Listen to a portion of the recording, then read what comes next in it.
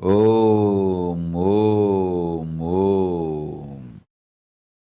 ஓம் ஓம் ஓம்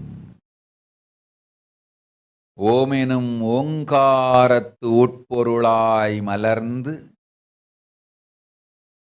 உயிர்த்தெழுந்து இறையனார் இடப்பாகத்திருந்து குமரிக்கண்டம் ஆளும் மீனாட்சி மலர்ந்தேன் இங்கு நல்லருள் செய்திடவும் நல்வாக்கு தந்திடவும்